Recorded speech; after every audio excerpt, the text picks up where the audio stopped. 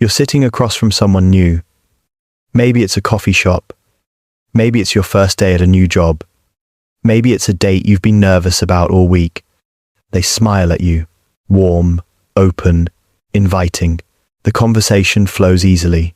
They laugh at your jokes. They seem interested. Everything feels perfect.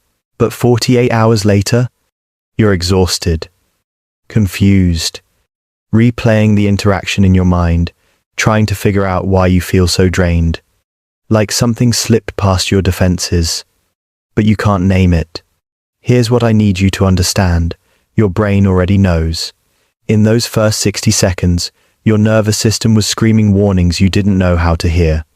Researchers at Cornell University found that our subconscious detects interpersonal threats within 39 seconds of meeting someone. 39 seconds. That's less time than it takes to order coffee. Most people spend months, sometimes years, realizing someone is toxic. But today, I'm going to show you the 10 psychological red flags that appear in the first minute of meeting someone. The ones hiding in plain sight, the ones you've been trained to ignore. Because once you learn this language, you'll never unhear it. Before we continue, don't forget to hit subscribe and turn on notifications so you never miss an update. With that said, let's get back to the video. Sign number 10, the compliment that feels like a question. Wow, you're really confident for someone who... They pause, smile. You wait for the rest, but it doesn't come. So you laugh it off, make a joke, but your stomach tightens just slightly, doesn't it? This is called a qualifying compliment, praise wrapped around an insult, delivered so smoothly you almost miss the blade. Your brain processes the validation first, the wound second. By the time you notice, you're already defending yourself, already proving you're worthy of the compliment they just half gave you. Toxic people test your boundaries with words that sound kind, but feel sharp. They're watching to see if you'll call them out or shrink to fit their frame. And here's what most people don't realize. This isn't accidental. They're measuring your tolerance for disrespect in real time. If you let this slide, they know exactly how far they can push. They're not making conversation. They're conducting an experiment, and you're the subject. The worst part? You'll walk away thinking you had a nice interaction, while your subconscious files away a warning you won't access until it's too late. But here's what makes this even more dangerous. Sign number 9. They mirror you too perfectly. Watch this. You lean forward, they lean forward. You order an oat milk latte. Suddenly, they're obsessed with oat milk. You mention you love hiking, and within 3 sentences, they're telling you about the trail they just discovered. There's a name for this. Healthy mirroring, the subtle mimicry that builds rapport, is natural. But instant, flawless mirroring, that's a manipulation tactic studied by Dr. Robert Cialdini in his research on influence and persuasion. When someone shape-shifts this quickly, they're not connecting with you. They're hunting for what you want to see. They're trying on your personality like a costume to figure out which version gets them closest to you. Think about it. Authentic people have opinions that differ from yours. They like things you don't. They challenge you, gently, naturally. But this person, they're chameleons. And chameleons don't have colors of their own. They borrow yours. You think you found your twin flame. Really, you've met a mirror held by someone who hasn't decided who they are yet. And the moment you're no longer useful, that mirror drops. And you'll realize you never actually met them at all. You spent months bonding with your own reflection. Sign number 8. The story that's always about them. You mention your promotion. You're excited. You earned this. And within 10 seconds, they're telling you about their promotion, their harder struggle, their more impressive achievement. You mention you're tired. They're exhausted. You mention a loss. They've lost more. This is conversational narcissism, a term identified by sociologist Charles Derber in 1979. And here's the test. Notice if they ask a single follow-up question about your story. They won't. Toxic people don't build on your experiences, they redirect. Every road in the conversation leads back to them. You become the audience in a one-person show you never bought a ticket for. What's happening beneath the surface is even darker. They're not just self-absorbed, they're competing with you. Your joy threatens them, your success diminishes theirs. So they have to top it, minimize it, redirect attention back to themselves where it belongs. You'll finish conversations with them feeling strangely invisible, like you were present, but not really seen. Like you were a prop in their narrative, not a person with your own story worth hearing. And this one's just the warm-up. The next sign? This is where things get dark. Sign number 7. They trash someone within 60 seconds. First meeting. You barely know their last name, and they're already telling you how crazy their ex is, how dramatic their former best friend was, how incompetent their last coworker was, how everyone in their life has failed them, betrayed them, disappointed them. Listen carefully. What they're doing is called triangulation. They're pulling you into an alliance against someone else to create false intimacy. It feels bonding, doesn't it? Like they trust you enough to share this, like you're special because they're confiding in you. But here's the pattern. If someone needs a villain in their story this early, you're auditioning for that role. They're not warning you about other people. They're showing you the exact script they'll use when they talk about you to the next person. Because in their story, they're always the victim. And someone always has to be the villain. Notice something else. They never take accountability for why these relationships ended. It's always what was done to them, never what they did. Every ex is crazy. Every friend is jealous. Every boss is incompetent. At some point, you have to ask, if everyone in someone's life is the problem, who's really the problem? But sometimes the red flag isn't what they say, it's what they don't say. Sign number 6, zero accountability language. Listen to their words. Really listen. Things just happened to me.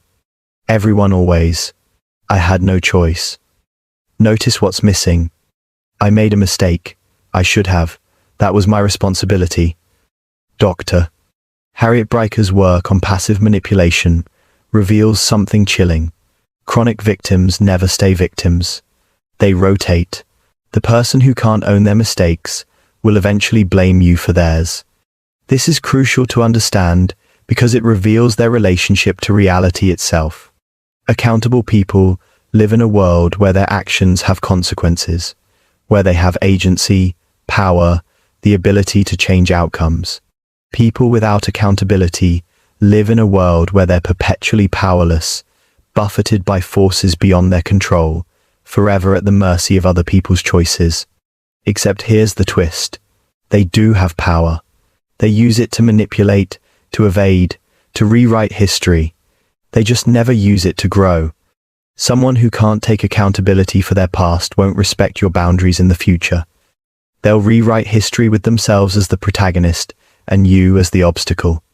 And when things go wrong in your relationship with them, and they will, you'll be the next person they describe to someone else as the one who just didn't understand them.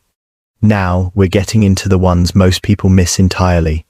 Sign number 5, the overshare with no vulnerability.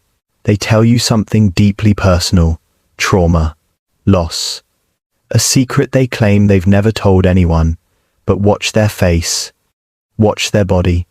No hesitation, no emotion. It's rehearsed, performed. This is weaponized intimacy. They're forcing false closeness to make you feel obligated to reciprocate. The psychological term is premature disclosure, and it's a manipulation tactic that hijacks your empathy response. Here's the trap. You feel special, trusted, so you share something real, something that costs you to say out loud, and now they have ammunition, now they have leverage, and you feel bonded to someone you don't actually know. Real vulnerability is hesitant, awkward. It carries weight. It's costly to the person sharing it. There are pauses. There's emotion that matches the content. The person sharing takes a risk, and you can feel that risk in the air between you. Fake vulnerability is smooth, weaponized. It flows too easily, and your body knows the difference. That uncomfortable feeling crawling up your spine, that's not you being judgmental. That's your nervous system protecting you. What they're doing is creating a false sense of intimacy to accelerate the relationship past the normal stages of trust building. They're skipping steps. Why? Because in the early stages, you're still watching, still evaluating, still able to walk away cleanly. But if they can create false depth fast enough, you'll feel too invested to leave when the red flags get darker. You'll think, but we shared so much, but they know me, but we have this connection, except you don't. You have a transaction disguised as a connection. Sign number 4, they interrupt your boundaries with a smile. You say you're busy Thursday. They laugh. Oh, come on, just for an hour. It'll be fun. You repeat no, softer this time, already doubting yourself. They touch your arm. You're so serious. I'm just playing. And now you're the problem. Your no just became you being uptight, difficult, no fun. This is covert boundary violation, and it's studied extensively in abuse dynamics. They disguise pressure as playfulness. They make you feel guilty for having limits, and they do it with a smile, so you can't even explain why you feel so off. Here's what's happening. They're training you. Right now, in this moment, they're teaching you that your boundaries are negotiable, that your no doesn't really mean no, that you're the unreasonable one for enforcing limits. If someone makes you feel bad for setting a boundary in the first conversation, in the first minute, imagine year 3.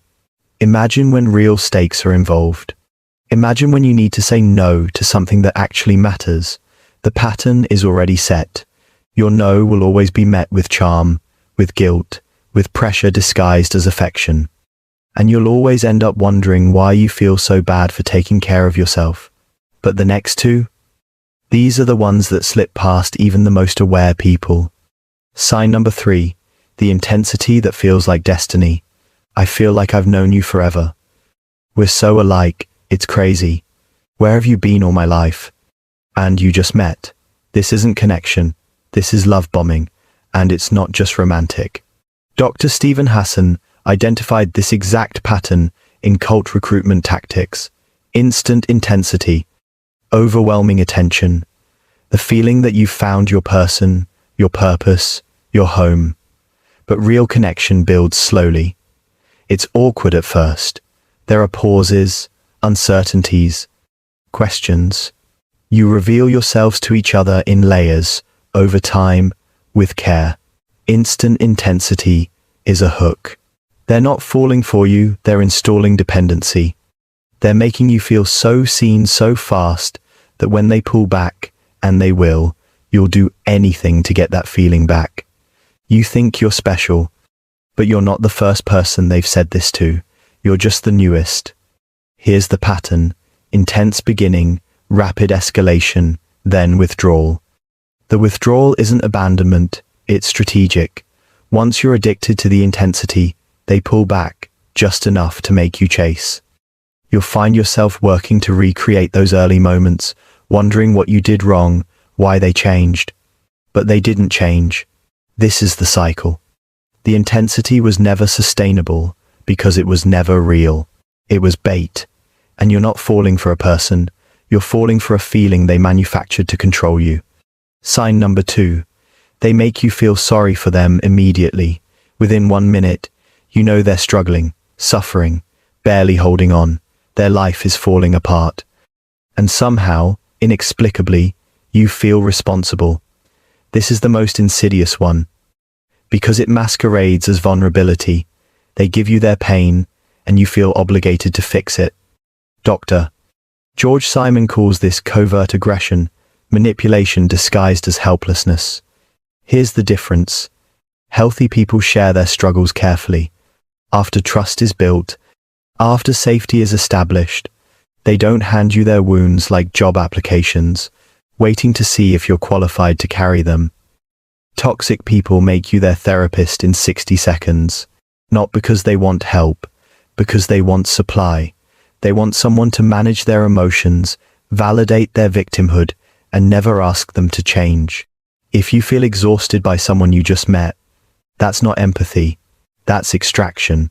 What they're doing is outsourcing their emotional regulation to you. They're placing their pain in your hands and watching to see if you'll carry it. If you do, congratulations. You've just accepted a job you didn't apply for. You're now responsible for their emotional state. And here's the cost. You'll walk away from every interaction depleted. You'll feel heavy, burdened, and they'll feel lighter because they transferred their weight onto you and you didn't even notice it happening. Sign number 1. Your body reacts before your mind understands. This is the one that matters most. You're talking to them, and suddenly, your chest tightens. You feel a wave of fatigue. There's a voice in the back of your mind whispering, something's off, but you immediately dismiss it. You tell yourself you're being paranoid, judgmental, too picky, not giving them a chance. But here's what's actually happening. Dr. Stephen Porges' polyvagal theory explains that your nervous system detects interpersonal danger before conscious thought. Your body is reading micro-expressions, tone shifts, energy patterns that your conscious mind hasn't processed yet. That anxiety you feel around certain people, it's not a flaw. It's intelligence. It's your body reading a language your mind hasn't learned yet. We override this system because we've been taught to be polite, to give people chances, to not judge a book by its cover, but your nervous system isn't judging, it's protecting. And here's the cost. How many months have you spent convincing yourself to ignore what you felt in minute 1? Your body knew. In that first conversation, in that first handshake, in that first smile that didn't reach their eyes, your body knew. But you spent weeks, months, maybe years, building a case for why you should ignore it. You collected evidence against your own intuition. You gaslit yourself into staying. And the entire time, that first feeling, that first knowing, was right. Toxic people aren't monsters. They don't announce themselves with villain monologues and sinister laughs. Most of them don't even know they're toxic. They're wounded people who never learned that their survival tactics hurt others. They're operating from a nervous system stuck in threat mode, treating every interaction like a transaction, every person like a resource. Understanding this doesn't mean accepting it. It doesn't mean staying. It means trusting yourself faster. It means honoring the part of you that knew in 60 seconds what took you 6 months to admit. Here's the practice. After meeting someone new, pause. Do a 60-second body scan. Tight shoulders? Racing thoughts? Sudden exhaustion? Don't rationalize it away. Don't tell yourself you're being too sensitive. That's data. Use the 24-hour rule. If you feel worse after interacting with someone, drained, confused, smaller, that's not judgment. That's information. And here's the permission you've been waiting for. You're allowed to trust your discomfort. You're allowed to walk away from nice people who make you feel unsafe. You're allowed to protect your peace without needing to build a legal case for why. Most people spend their entire lives learning to silence their instincts to keep the peace. But peace built on ignoring your truth isn't peace. It's surrender. The people who love you, really love you, won't make you doubt yourself in the first 60 seconds, or the 600th, or ever. They won't need you to ignore your body's warnings to stay in their life. So here's what I want to know. What's the earliest red flag you've ever ignored? And how long did it take before you finally listened? Tell me in the comments. I read every single one. And if this video helped you trust yourself a little more, don't just watch. Share it with someone who needs permission to walk away.